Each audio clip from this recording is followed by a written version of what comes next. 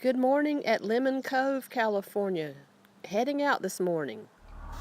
Well, I'm on the road to Sequoia National Park. I'm so excited. I wasn't going to make a lot of video, but it's just so gorgeous. I've got to share part of the drive with you. The lake that I'm driving beside is huge.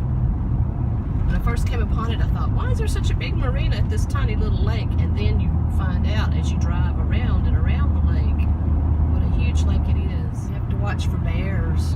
I have to figure out whether or not I must get tire chains. I couldn't really tell from what they said on the automatic weather report as to whether the law was going to ask me if I had tire chains or not. So when I get to the entrance, if they tell me I must have tire chains, I'll have to come back out and rent some. Well, I'm driving up Highway 198 to Sequoia National Park.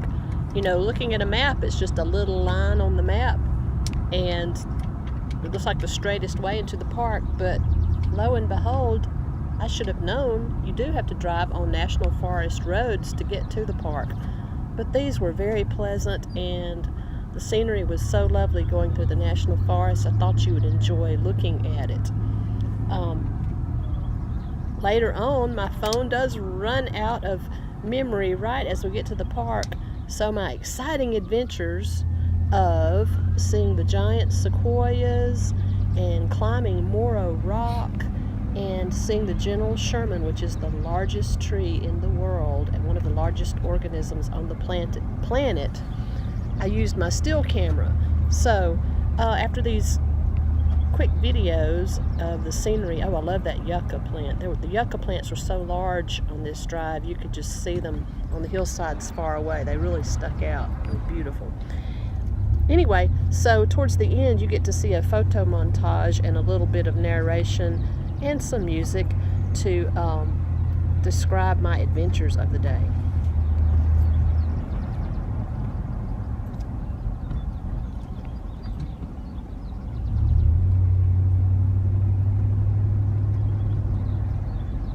It's exciting to drive through the National Forest and see these mountains far away, knowing that's where you're going. Hear those beautiful yuccas again.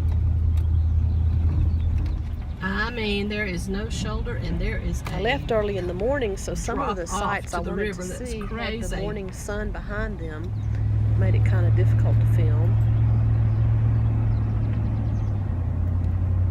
That rock was a landmark I kept running across.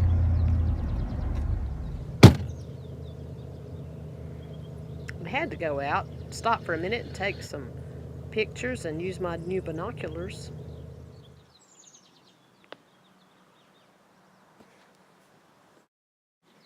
So here we have arrived at the entry gate to Sequoia National Park, my first national park.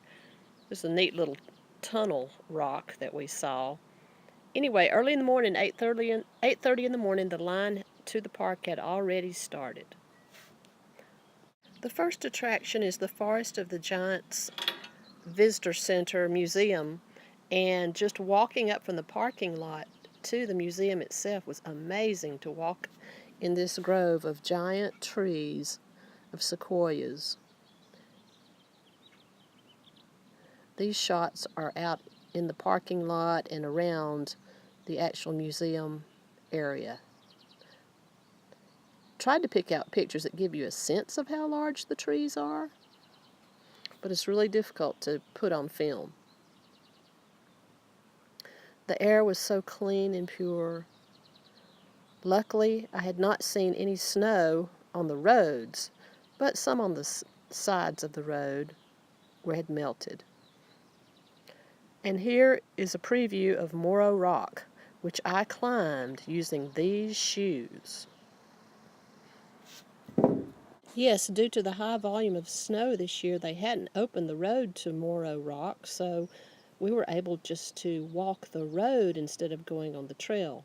I met some fellows from Alabama who took a picture of me hugging my tree on the way up to the rock, and it was just a beautiful, beautiful walk. So at the top, here's some of the scenery that we saw. Mountains, down the side of the rock to the valleys and rivers. Incredible scenery. But even on this stark rock, there was life. We saw a little lizard and swallows.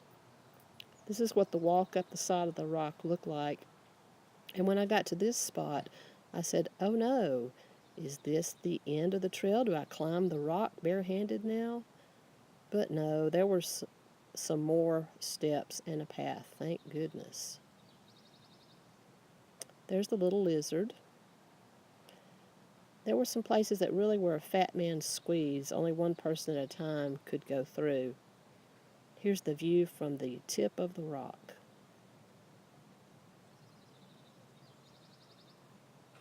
Really worth the hike.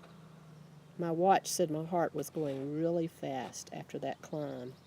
So I tightened up my shoestrings, and after watching this raven, headed on back down the rock.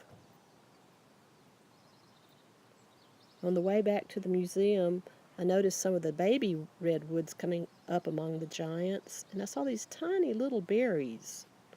I wonder if that's what the bears eat. This is the auto log, felled in the early 1900s, like 1917. Autos used to drive over it. And here are 3 shots of General Sherman, the largest tree we know of in the world. Humongous tree. It was worth the long walk downhill and back up to see it. It's very crowded there, but I had to go see that. And I also saw this interesting butt tree, as Kristen would name it, also down in the grove where General Sherman was. Then I had a beautiful drive back through the national forest, and there was snow all the way to the edge of the road, but I didn't need my tire changed. It was a wonderful highlight of a day, and got to see Kings Canyon overlook.